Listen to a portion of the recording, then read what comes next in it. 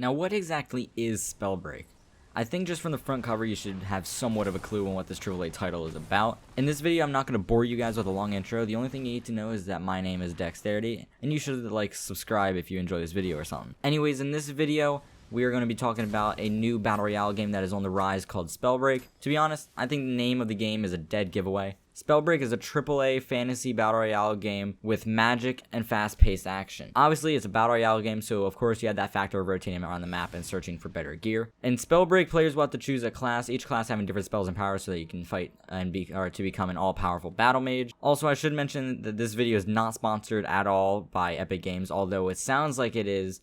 I mean, hey, developers, hit me up. It is made by Epic Games though, so feel free to use code Dexterity with anything related to the game. Anyways, we're getting off track. I will, yeah, we're moving on.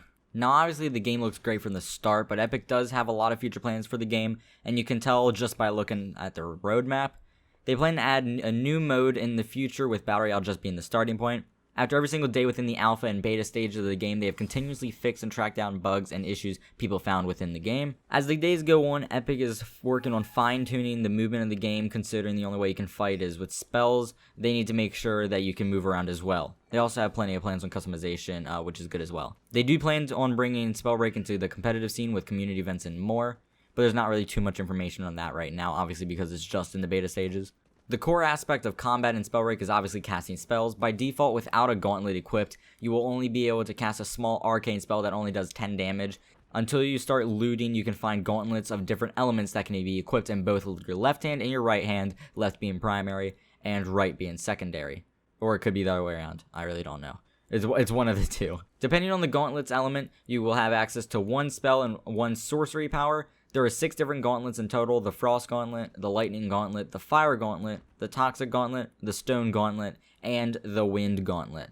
And we're about to run through them real quick so you guys get an understanding on how the weapons are going to look and what the powers you can use. For the Frost Gauntlet, you have Ice Lance, which is the spell. With this spell, you charge and unleash a deadly shard of ice. And for the sorcery, you have the Flash Freeze, which creates a lingering frost zone around you that increasingly slows players inside of it. For the Lightning Gauntlet, you have the spell which is called Lightning Bolt. It is a power that rapidly fires 3 lightning bolts at your opponents, and the projectile spread increases over time as you're using the power.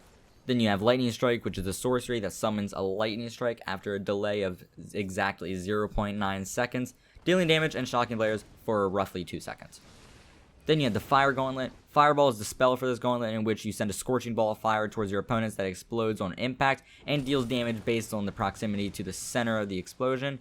You also have Flame Wall, which will conjure a wall of fire that damages and ignites players that come in contact with it for about 3 seconds. The Toxic Gauntlet, you can use your Toxic Spray and spray 10 toxic streams in front of you, dealing 10 damage based on the number of projectiles that you hit. You also have Toxic Cloud, which is basically a toxic glob that you can throw that expands into a toxic cloud on impact. Then with the Stone Gauntlet, you can use Shockwave, which will cause an eruption of fast-moving earth along the ground. Then you also have Boulder Fall, in which you will throw a massive boulder towards your opponent that explodes on impact. And last but not least, you have the Wind Gauntlet. You have the spell, which is called Wind Shear. With this spell, you rapidly summon gusts of wind to damage your opponent. And with the sorcery, you have Tornado, which is actually quite self-explanatory. You conjure a tornado to pull your opponents towards you.